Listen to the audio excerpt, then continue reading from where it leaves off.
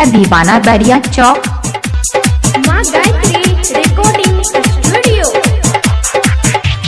छौरी के रहा भोला बाबा मंदिर में बदल करके। छौरी के रहा भोला बाबा मंदिर में बदल करके। छौरी के रहा भोला बाबा मंदिर में बदल करके। तोरा ले नीमन दुल्हा गोरकी भोला बाबा खोजल करके। छौरी के रहा भोला बाबा मंदिर में बदल करके। छौरी के रहा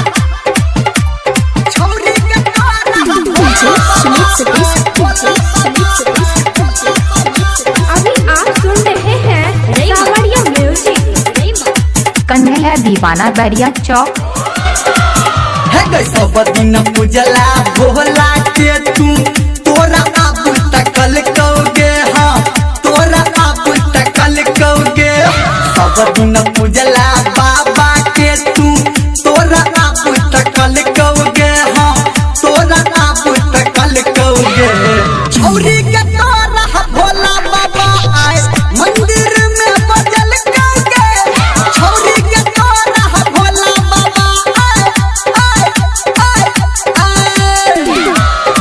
कन्हैया दीवाना बैरिया चौक। छौरी के रहा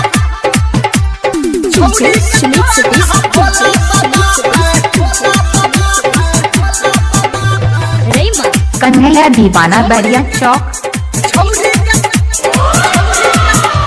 सब सम बहारी छौरी तू केला मनसा तोहर पुरल कहोगे हाँ मनसा तोहर पुरल कहोगे।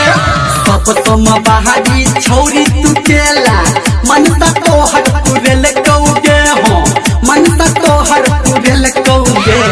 छौरी के रहा भोला बाबा मंदिर में बदल करके। तोरा ले नीमन दुल्हा गोरकी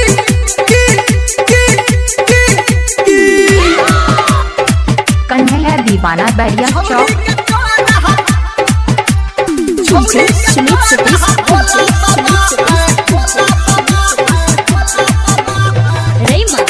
कन्हैया दीवाना बैरिया चौक। कहो धर्मेंद्र बात के बुझही तोरे ताई कहल कहोगे हाँ तोरे ताई कहल कहोगे। कहो धर्मेंद्र